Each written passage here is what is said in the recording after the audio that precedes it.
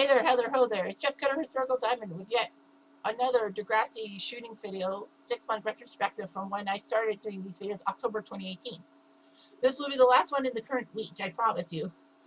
And we are looking at characters with the biggest aftermaths from Degrassi. Now you'd be thinking, hang on a second, did you do a list? Yes, I did, but I did them by rank. And also that there were a few people that were not mentioned that actually had a bigger aftermath than I thought. And you can thank Not a Vampire for making me see the light. So anyway, here we go. They're not ranked in any order. I will randomly select. Alright, number 1 is Paige.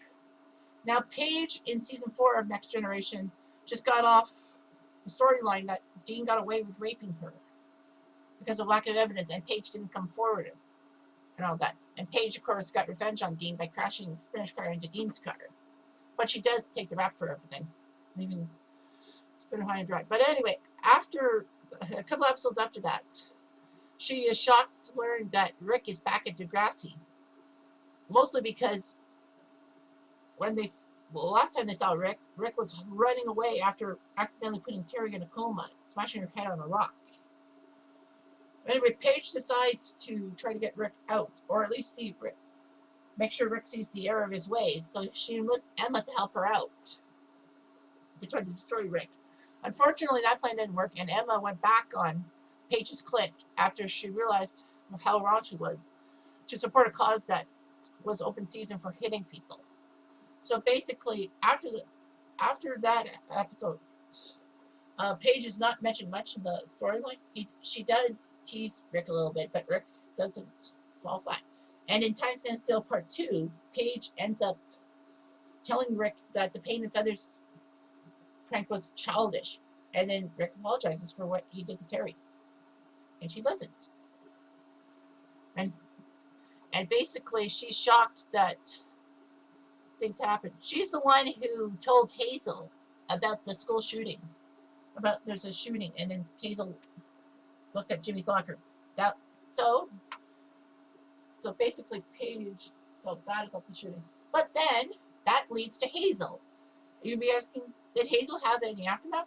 Well, Hazel and Jimmy were going out at the time, and when Hazel saw Jimmy's empty desk, she assumed the worst. And Miss Solvay told her that yes, it was the worst, that Jimmy was in the hospital. Hazel needed to go see him, but Miss Solvay said, not now. Wait till after they're all clear. We'll get you to the hospital right away. Hazel is shunted. She's thinking to herself, what did I deserve for this? So another key player that you might not know about with Aftermath is Ellie. Now Ellie was living with Shawn at the time in an apartment place. Now that's key because remember, when Shawn saves Emma's bacon and basically accidentally kills Rick and then ends up going back to Wasaga to deal with the shooting, Ellie's left high and dry and she feels alone and all that. But thankfully her mother wanted her to come back, and Ellie listened to her mom. And she also listened to Alex saying that you got to give people a chance. So Ellie moves back with her mother, and nothing bad happens to her. I mean, this might have a little bit of bad effect on her because of relationships, but it's not that bad. Which leads us to Alex. Now, of course, Alex in the storyline was named Student Council Vice President in the 3rd episode of Degrassi. Now, for all intents and purposes, the season 4 premiere was split into 2. So basically, I'm going by that storyline, that it wasn't 1 hour. So that's why I call it number 3. I can't remember the episode. But anyhow, I digress. Alex basically chews out Rick and Emma for Rick giving the money away to Emma, trying to buy his forgiveness, and Emma for accepting it and made fall feeling for Rick. She basically tells Paige that Emma might be falling for Rick for accepting a check, but I think she was just causing trouble. Now, of course, Alex also tried to get in Radish's head during a deleted scene that he's abusing women. You can't do that, and with no results. So anyway, Alex is with Spinner and Jay in Time Stands Still Part 1 when, well, she tells them that Rick tagged their cars as revenge. So basically, they have to up their game. And things look bad for Rick when he throws the Wakanda Forever sign in front of them. And basically, they plot the Pain and Feathers plan. And Alex is the one who basically tells them that I can do it. And she sets it up perfectly and all that. But after the shooting happens, she's shocked. Mostly on the Monday, when it's the day of reflection, she tells Jay she needs to talk to somebody about it. And Jay says, be careful who you talk to. Basically, Jay being a piece of crap and all that. So Alex, I think, as Non-Vampire said, had beaten herself up over the shooting and how she got lucky that Jay and Spinner actually refused to name her as a co-conspirator. But it's mostly because, as I think I mentioned before, that it was basically due to the bathroom and tricking Rick into shooting Jimmy and all that. But Spinner doesn't tell Hazel Ackles that part. Basically, the Pain and Feathers prank. But he doesn't tell her, or I guess doesn't tell her, that, they told Rick that Jimmy was an inside man. But anyway, Alex kept beating herself up, and she actually went downhill, which is bad.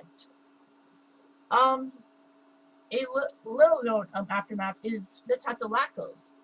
Now, the reason why I'm saying Miss Hazel Ackles as a big aftermath is because she was named principal after the shooting because of how Radish mishandled things. I'll get more on that later, on his aftermath later.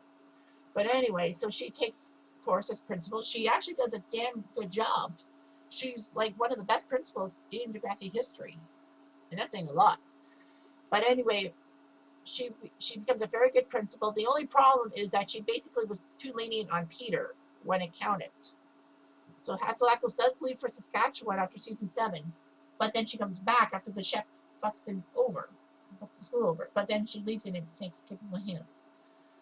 And speaking of Snake, why don't we just jump into a segue about him? So anyway, Snake had the fortune of doing the Wacky Brain Club with Rick, Emma, Heather Sinclair, and Toby.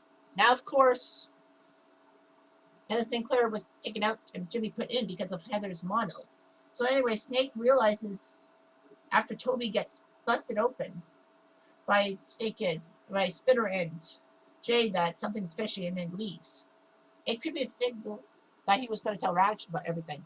So basically, Snake, for the rest of Time Stand Still, is portrayed as someone who basically gets mad at Radish for not taking things seriously enough, and that even though Radish was trying to get better, that it's too little too late. Snake does take a lot of responsibility for it, saying that, why did we wait for this to happen before we could find the warning signs? No, why look for warning signs after a tragedy? Excuse me. So anyway, Snake decides to, do a lot of stuff. And when he becomes principal, he uses the shooting as a catalyst for his ways as principal, even though he's a little too lenient at times and a little too harsh at times. He can't find the middle ground. And how about Toby? Speaking of Toby, so Toby basically was drawn to Rick because Rick was his partner in Wacky Brain, and with JT throwing away a friendship with Toby to be with Liberty's brother Daniel. That is pretty much terrible and all that. But anyway, Toby understands that Rick is in trouble and gets bullied for being a jerk and all that. They do this silly little kissing contest. And, Toby easily wins over Rick because no one wants to be near Rick. And Toby actually pays Darcy $5 to kiss Rick. And that gets Spinner and Jay's standard up. Anyway, Toby gets harassed and all that. And that's when Rick says that basically they're going to go after me or even Toby for punishment. But anyway, Toby is conflicted, mostly because he saw Rick and Shawn wrestle for the gun. And Rick ends up dying. Toby is lambasted by people such as JT and Daniel about his involvement with Rick and all that. Toby still is unclear what happened and all that. But at the funeral, I guess they call it the funeral, I thought it was visitation, JT comes up to him and says that, it doesn't matter what I think about it. about Rick. It should never have happened in the first place. It makes up with Toby. Speaking of which, let's go to JT for the next aftermath. JT, of course, was not really involved in the storyline except for mocking Toby for being Rick's friend. So basically, after the shooting, he harasses Toby so much that Toby tells Manny about the situation, and Manny decides to tear JT a new one. And rightfully so. So JT knew that Manny was right the whole time. And of course, after that, he and Liberty are in charge of the school play, which is Dracula. Now, of course, there were a lot of issues with Dracula because of the timing of it and all that. But basically, JT decides to join Liberty in the cause to try to get Radish back after Radish basically wouldn't listen to them about things. And that's where we jump off to a segue about Liberty. Now, Liberty's involvement in the shooting line is inadvertently there when she gets mad at Emma for being so petty about the breakup with Chris. And basically, Liberty and Manny decide to make Emma persona non grata. But I digress. So Liberty doesn't really get involved in the shooting storyline until the Dracula situation. And what about Dracula? So basically, Liberty comes up with the bright idea to do a mock song about Radish, even after Radish tells her that the school should have a musical to lift up everyone's spirits. So basically, basically Liberty decides to sing the song to Radish straight in his face instead of having JT try to diffuse the situation. They both get money detention. They both actually find that they're perfect for each other. And, their relationship is big. If you want to know more about the JT Liberty situation, in the playlist of where this video is, there's something about JT York. And I explain more in detail. All right? And how about Craig? Everyone's saying, wait a minute, Craig didn't have an aftermath to do with this. Possibly he did. Now, Craig, of course, was not really involved in the shooting until Rick shot Jimmy. And he witnessed it, and he was shocked. It's strange how Craig didn't just run and alert somebody that Rick had a gun, because Rick could have been held off. But anyway, Craig, as we all know, later in season 4 in Voices Carry, got diagnosed with being bipolar. And that could have triggered his bipolar, the shooting, and having his friend possibly die. But, of course, he survives and all that. Now, it's hard to say if that actually was related to his bipolar disorder. But, of course, he's just like his dad, Albert, in that regard. How about another adult? Rick's mom and dad. What about them? Now, Rick's mom was always there for Rick during the shooting time, like even picking him up and pulling him out of school in season 3 after realizing what Rick had done. It's kind of strange how she did all that, and then basically she didn't get Rick help. But I think Rick did get help, but he wasn't completely cured. The problem with Rick's mom is that she was the glue that held things together because his dad was a traveling salesman and was never there for him. Rick's mom actually did hint in Time Stand Still Part 1 that she tried her best to get Rick out of the school and to go to Lakehurst. I guess that's the closest. But anyway, Rick refused to let his mom win and all that. It's kind of eerie that Rick's mom never pushed him that far to tell Rick, hey, something's wrong. You have to tell me these things. She just, it's strange. Their relationship kind of is creepy to some people and all that. That's just my opinion. But anyway, Rick's mom is shocked about the shooting and all that. It seemed like, why did my son get shot? What the hell happened? Her naivety may have been big. But of course, as Vampire said in her video, that she wouldn't be surprised if Rick's parents had to leave Toronto and being shunned because, how the hell did they raise a kid who probably is a school shooter? And how the hell did they not protect Rick's dad's gun? Because it was easily found by Rick. That's kind of confusing. Anyway, number 12 is Jay. Shawn. Let's go with Shawn. Let's go with Shawn, and then we'll hit into Jay. So anyway, Shawn in the shooting didn't really have much of a role until Time Stands Still Part 1, when he basically is with Spinner and Jay, and they talk and all that, and then reminds them that they should get their cars cleaned right away because it'll stick. And then he basically tells them that don't go to Radish because he'll want to know why the paint was there. And then Spinner and Jay are like, screw that. Let's not get Radish involved. Let's get Rick back the simple way. So anyway, Shawn is not mentioned much. And then he's in the hallway with Emma and Toby when Rick points the gun at them. Shawn, basically, in a devil may care attitude, decides to try to get the gun out of Rick's hands, knowing how bad things could get.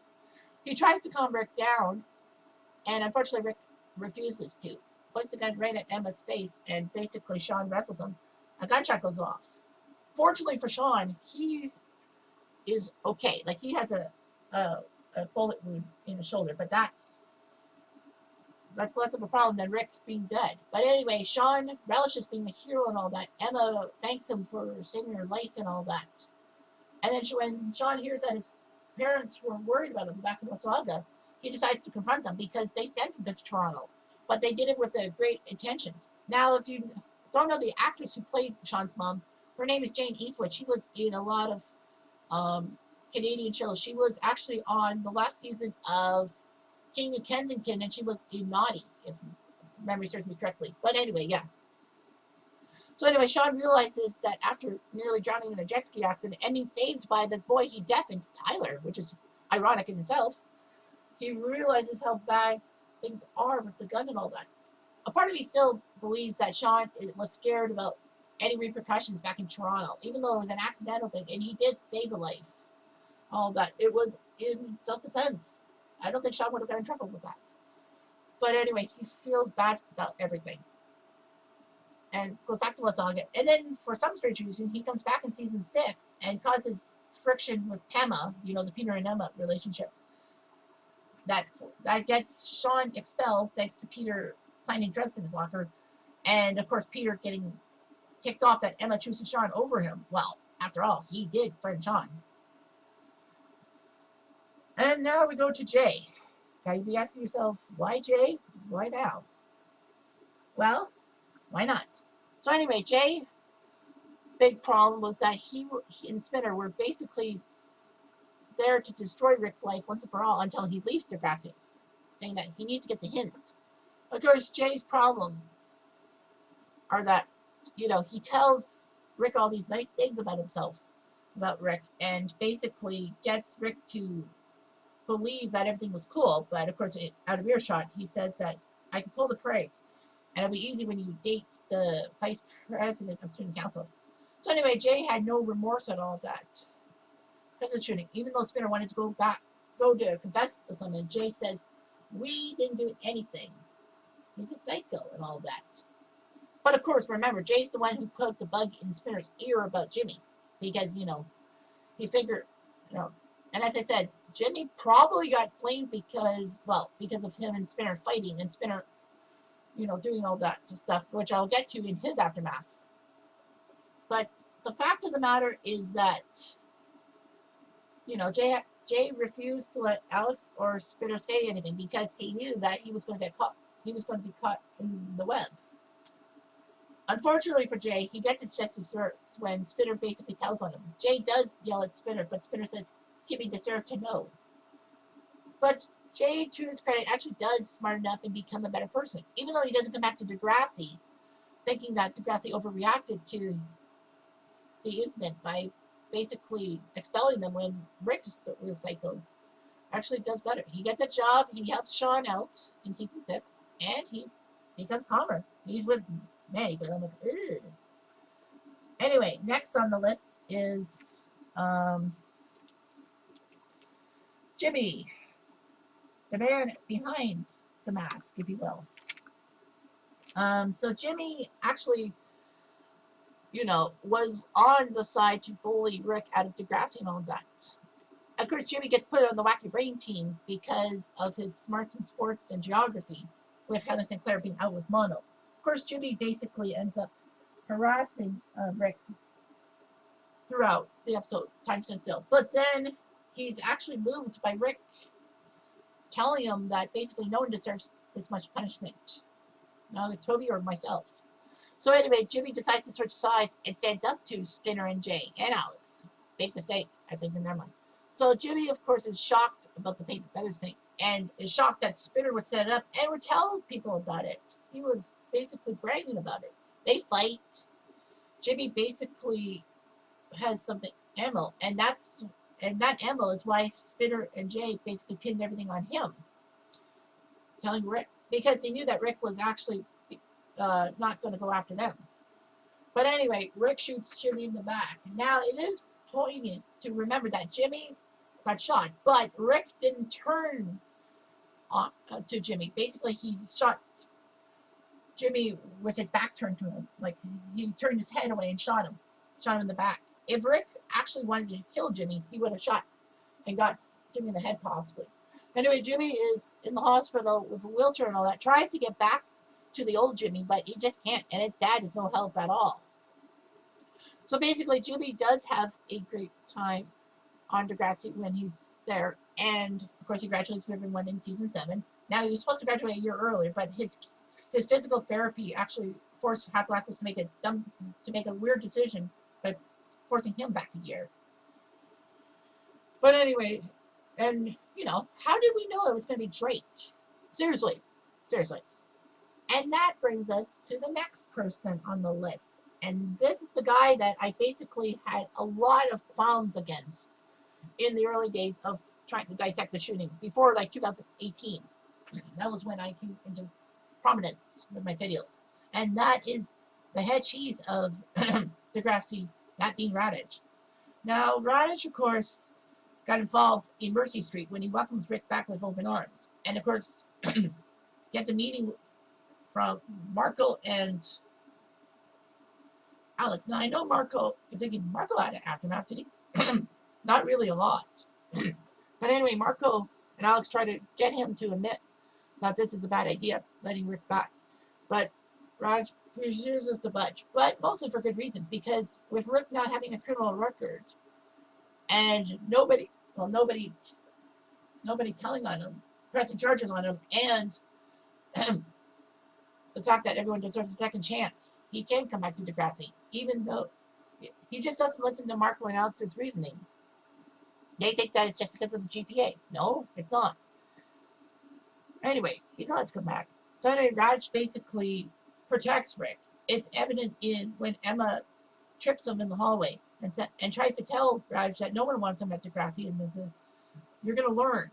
This is not one of your stupid causes. But Emma makes it her own business and makes the orange ribbon campaign. And you can tell that Raj is a little concerned, but because it's a silent protest, he can't really do too much about it. And somewhere between Mercy Street and Time Stand Still, he turns on Rick. But he probably could have turned on Rick during Time Stand Still when Rick tries to explain the Jimmy situation to him. But he doesn't get it. Now, of course, Rick can be blamed for not being straightforward, but Raj should also be blamed for not taking it seriously. Raj could have easily said, look, if anything serious happens with Jimmy, you let me know, okay? But then he basically says, talk to me when something really serious happens. I think he was just annoyed by Rick coming in with every little problem, thinking, well, it was Raj's fault in a sense, because Raj, was going to protect Rick. So anyway, Rick thought that Raj was going to help him all the way. But anyway, Raj hears about this paint and feathers thing and is appalled. Goes on the video system to degrade the whole school, saying that in 25 years I've never been so embarrassed to be associated with Degrassi. I want answers.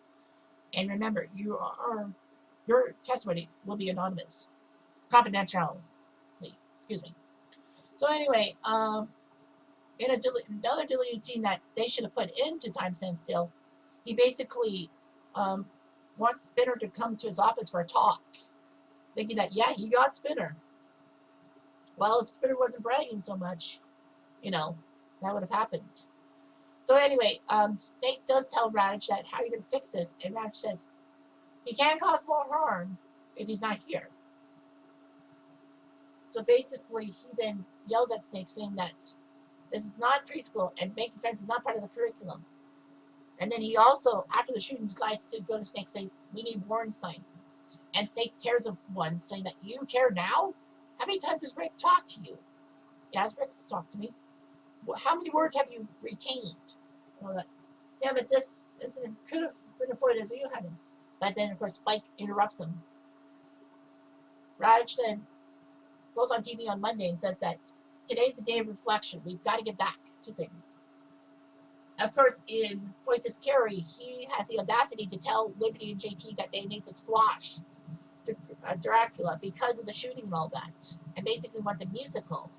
I can understand why he didn't want to Dracula because of the gory nature, but he could have just said, right now, we need to postpone it. I know you guys are working hard on it, but with what's happening, we can't afford a mistake.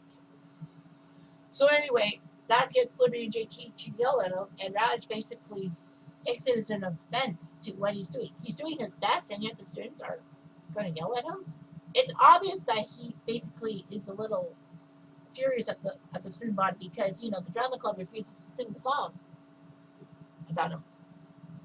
So anyway, he sends him to Monday detention, and then a couple of days later, with Bark at the Moon, he's ousted. The school board. Well, I've done a lot of videos based on his personality and, like, you know, the things and all that. I'll just paraphrase. Basically, Radich basically screwed up the school in the aftermath and all that. Yes, he should be blamed for not taking Rick seriously enough, and everything would have come up.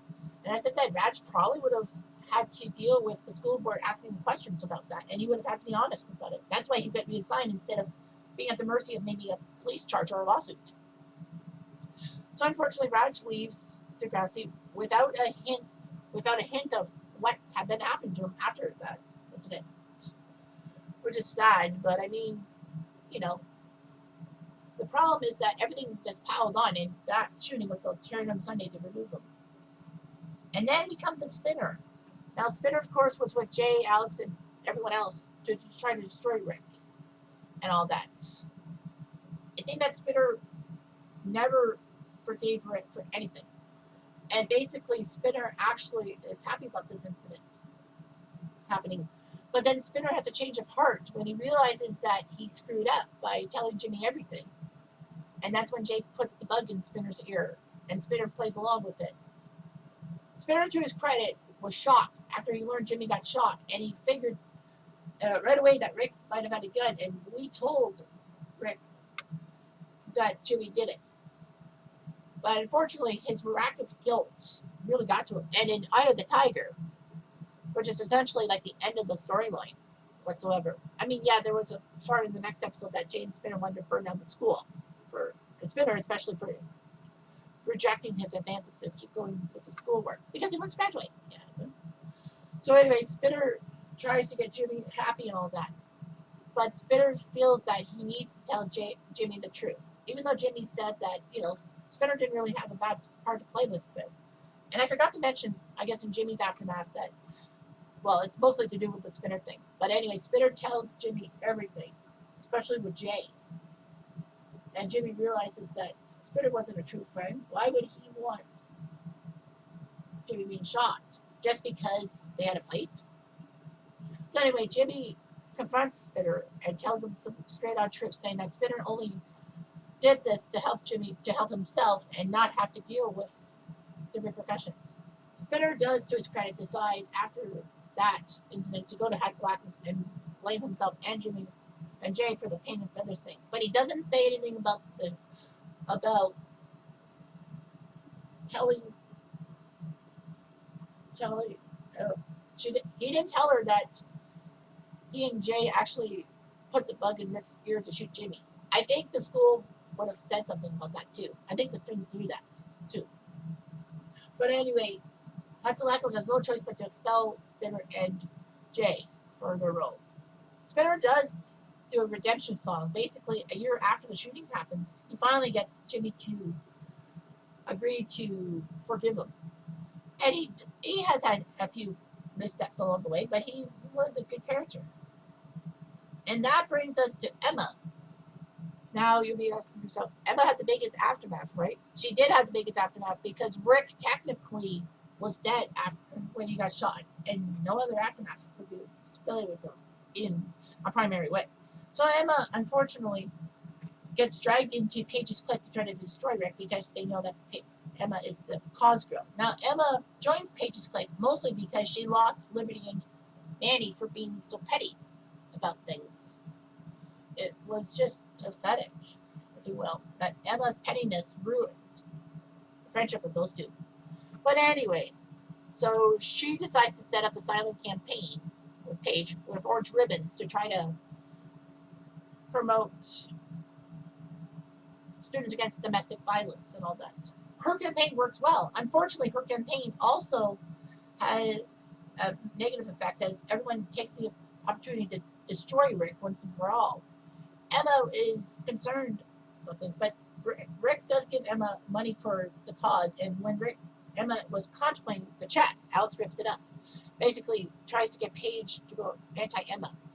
Emma does realize that this campaign is basically ruining Rick and stands up to Rick at the risk of losing her friends, her newfound friends. Basically, she tells Rick that she did it because she felt bad that he was getting harassed because of this campaign. Basically, Emma is with Rick and all that. And that's kind of shocking that Emma didn't have a relationship. But I guess her pettiness ruined a romantic relationship with any guy. So Emma does tell Rick to sort things out with Jimmy. We need you for this team. We need both of you for this team. And Rick does, in a creepy way. But, you know, Emma's happy. But Rick makes the advances towards her, and Emma is uncomfortable. Emma basically gets kissed at by Rick after he got paid and feathered. They basically yelled at him. Unfortunately, Rick takes it the wrong way, and Emma gets a gun pointed at her face. But thankfully, Shawn saves the day. Emma, unfortunately, was really melancholy and all that on the Monday. She bursts into Snake's media room saying that everyone's just looking at her funny. I guess word gets around because of her and, well, she had the gun pointed at her and all that. And there might have been sparks between Rick and Emma, but it was a one-way relationship. So, of course, she goes to Wasaga Beach with Jay, Ellie, and Shawn. Is shocked to find Shawn leaving. I think Emma wanted Shawn in her life because Shawn saved her life, and she realized how much of a good guy he is. I'm not sure if she knew that he was with Ellie or not. What a hussy. But anyway, Emma, unfortunately, even though there's parts of in episodes that she's fine with it, she's just silently blaming herself and all that. Her melancholiness is finally revealed in the two-parter Secret. That basically she's very withdrawn. She doesn't tell anyone anything. She keeps everything to herself. She just doesn't want people being concerned about her. She's falling behind in school. She's falling behind in Dracula and her friendships. Now, it's weird that I guess Manny and Liberty both realized that Emma needed a support system and failed miserably. Anyway, Emma finds out through Jay about sexual favors and all that. And she actually hangs with Jay because he's the link to Shawn. So, yeah, that's kind of strange. But anyway, a lot of people thought Emma and Shawn were endgame. Should have been. So anyway, Emma decides to engage in things with Jay just to make herself feel better. She does, luckily, get out of trouble for sneaking out for the middle of the night by saying that she couldn't eat or sleep about the incident. All that. But she's really happy for her bracelets. But unfortunately, when a gonorrhea attack happens, when the school happens, basically Emma is shunned, and basically Emma doesn't do well in the play. But that incident actually does get Emma to admit that she's not fine and she needs help and all that. And she gets the help she needs. Thank goodness for that. Unfortunately for her, the biggest problem with her character was her relationships, because after that, you got Peter, you got Damien, well, Shawn again, sorry. Peter, Shawn, Damien, and Kelly. It's like she couldn't find the right guy. And then she hooks up with Spitter, one of the most random things in Degrassi Next Generation history. Weird. And unfortunately, Emma got caught with kids, had some PTSD, obviously, with a gun in her face. And it was never described. And as I said many times, that they didn't capitalize on Emma going to a therapist and admitting this. One poignant scene would have been nice. But anyway, that PTSD was manifested in season 6 after JT got stabbed in front of her house. She was upset that everyone wanted to move on from JT, but it was a traumatic event, and that triggered her PTSD. Everyone thinks that she basically had it in for Lakehurst and all that, but she didn't. She had it. She had it in that people were moving on. But Snake tells her not to blame Manny for everything. Although, sorry, Emma was trying to get to Manny because she figured that Manny would be a good source to help with. Although Manny moved back from Emma's house back to her house in the wake of the shooting, Emma probably felt pissed that Manny got to go home and she had to deal with the repercussions of this JT incident by herself. She wanted to talk about it. She thought Manny would be a good person to talk about. But they do make up as friends and they don't hurt each other anymore. So yeah. And a lot of people compare her to Maya with, blonde, morality issues, dealing with tragedy and all that. Maya's issues took years to deal. Emma's took like a year. But anyway, the final aftermath is, of course, the guy who caused all this crap is Rick. Now, Rick, of course, abused Terry physically and mentally, gave her a coma, got pulled out of Degrassi for his own good, and then was allowed to come back to Degrassi in the fourth episode of Mercy Street. Rick was bragging because he knew that nobody could touch him with Raj protecting him. But they all beat him up outside of the school because that's not his jurisdiction. So anyway, Rick does feel the effects of the orange ribbon campaign with everyone just beating the shit out of him. All that. Rick unfortunately gets saved by Emma and takes it as good guy logic that Emma had a relationship with him. Wanted to have a relationship with him.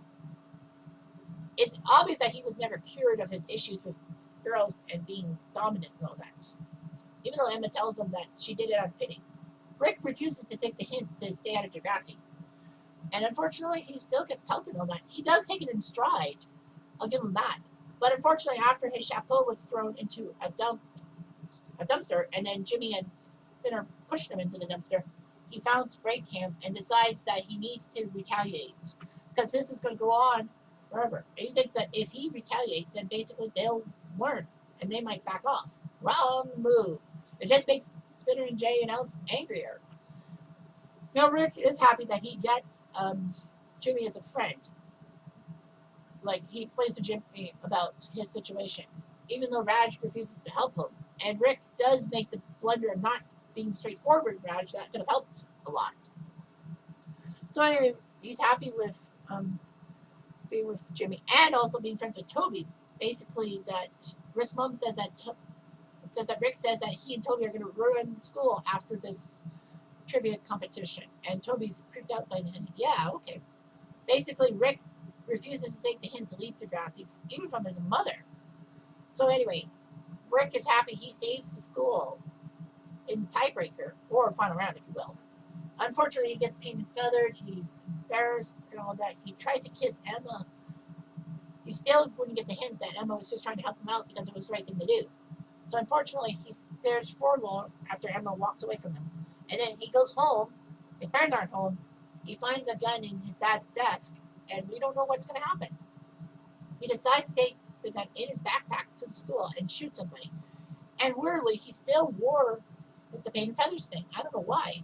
He could have just been like plainly clothed. I do talk about this, about Rick. Why did he not change clothes? And they said it would not have mattered. His state of mind was that he knew what he was doing. Okay. So anyway, Rick approaches Paige in the cafeteria, ready to raise his gun. But thankfully for Paige, she actually calms him down, and Rick realizes that his way of revenge is terrible. So he decides to go to the bathroom to clean up and get out of here. He puts the gun in his locker. But unfortunately, Spinner and Jay put the bug in his ear that Jimmy did it, and then Rick basically yells at Jimmy and shoots him. And then calmly walks towards Emma and wants to kill her too. But thankfully, Shawn saves that situation and shoots Rick and killing him. And a lot of people are like, good grief, what about this Rick situation? A lot of people think that, man, Rick just had it rough. And I think everyone's right. So anyway, that's all I've got. Man, this is taking a long time. But yeah, 18 characters, 40 minutes, that's pretty impressive. But anyway, thanks for watching throughout this week, and I might be doing more Degrassi videos in the near future, but don't hold your breath on it being like a weekly occurrence. I've got other things I got to deal with. So this is Jeff, Cutter Historical Diamond, saying so long, farewell, Peterson. Goodbye. Thank you for watching.